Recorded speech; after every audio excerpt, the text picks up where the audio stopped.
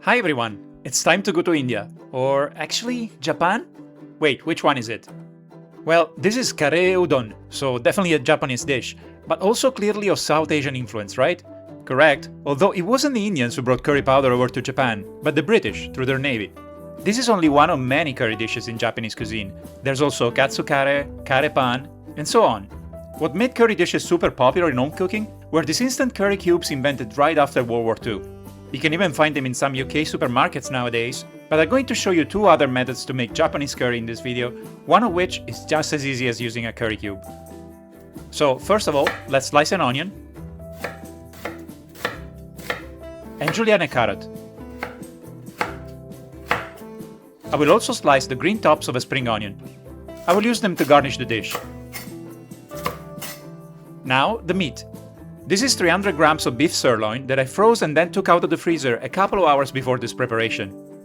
Why this trick? It's basically still partly frozen, so it's soft enough to cut through easily, but rigid enough to slice evenly and thinly without flattening or slipping away. And now, I'm going to show you what I think is the easier method to make kare udon.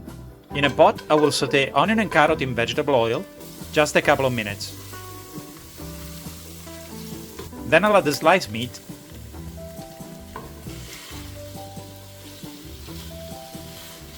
and 2 tablespoons of curry powder.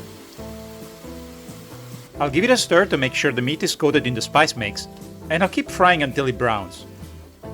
The traditional stock base for this soup is called dashi, and it's prepared by soaking dried kelp or kombu and bonito flakes or katsuboshi in water. An easier alternative is to dissolve 10 grams of dashi powder in 750 milliliters of boiling water, like I'm doing. You can find these ingredients in most Chinese grocery shops, but don't worry if you don't. You can simply use some chicken or vegetable stock instead. After adding it to the pot, I will also throw in 2 tablespoons of soy sauce, and I will let it simmer for 10 or 15 minutes. We're almost there. We just need to thicken the soup at this point, using the method that I believe is still the most common in Japanese restaurants. All you do in this case is combine 2 heaped tablespoons of potato starch or corn flour, or cornstarch if you live in the US, with half a glass of water. I say combining because the starch doesn't actually dissolve, it only remains suspended in water, and that's why it's important to keep stirring until you add it to your soup. Don't add it dry or it will clump up as soon as it hits the hot liquid. For the same reason, give the soup a good stir right after adding the slurry. Also, bear in mind that you can increase the amount of starch if you want to obtain a thicker texture, which is quite common in kare udon. Interestingly, thickening the curry sauce is something the Japanese Navy came up with, to prevent it from spilling while their ships were at sea. While the soup keeps simmering, I will reheat a pack of precooked udon noodles. You simply soak them in hot water for a couple of minutes, or as per package instructions. It's only one portion because I used rice noodles for myself due to dietary needs. Then I'll drain them, I'll transfer them to the serving bowl, I'll pour the soup over them, and I'll garnish with spring onions. And that's it, pretty easy, right? And if you use stock cubes instead of dashi powder or katsuboshi, you might already have all the ingredients you need at home right now. On the other hand, if you've got time to spare, you can elevate this dish even further by making your own noodles. These ones are gluten-free because of my own dietary needs, but they're pretty easy to make, gluten-free or not.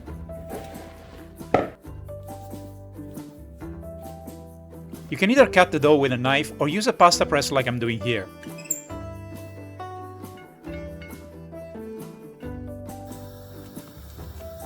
I cooked this for about 5 minutes, and according to my partner, they're even better than pre-cooked wheat noodles, so I'll leave the ingredients in the description in case you're interested. But now, let's have a look at another way to make this dish, with a curry roux. First of all, I will melt 30 grams of butter in a small pot. Then I'll throw in an equal amount of flour, and I'll use a whisk to combine it, but you can also use a spoon or a spatula. Just like for the corn flour slurry, you can increase the amount of butter and flour to 40 grams each or more if you prefer a thicker soup. I will keep cooking it for about 5 minutes, always on low heat, while I give it a stir every once in a while to prevent it from burning. The goal is to turn the mixture light brown. At this point, I will throw in 2 tablespoons of curry powder. Mine is medium heat, but you can choose the level of spiciness you prefer, and you can add a teaspoon of garam masala too. After about half a minute, I will turn off the heat. Now, you can use this as it is, or you can make a larger batch and freeze it so you have it ready for your next Japanese curry. What I'm going to do though is to add a ladle of chicken stock, give it a stir, and I'll stir in more stock until it turns into a smooth paste. This way, there should be no risk of forming lumps when you add it to the soup. So just like before, I will briefly saute onion and carrot in vegetable oil. Then I'll add the sliced meat. It's a beef shoulder steak this time. But of course no curry powder in this case, as I already added it to the roux. I'll keep cooking it until browned, and then I'll add the remaining 600 ml of chicken stock, or you can use dashi stock like I did before. I will also throw in 2 tablespoons of soy sauce, and I'll simmer for 10 minutes. Now I can add the curry roux. To make sure it dissolves more easily, you can stir it in a ladle with some of the soup before you drop it in. This is basically the same thing you would do if you were to use one of those curry cubes I mentioned earlier. After a couple of minutes, it's ready to pour over the udon noodles. So what's the difference? Well, both versions are great.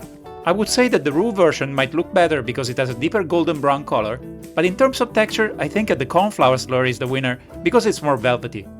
Anyway, whichever method you choose for your kare udon, you won't be disappointed. So, are you going to try it? Let me know in the comments. For more Japanese food, you might want to check out my salmon teriyaki video, another very easy dish to make. I'll add the link in the description. And if you enjoyed this video, please consider giving it a thumbs up and subscribing. It's free and it would truly help my channel. So, where are we going next?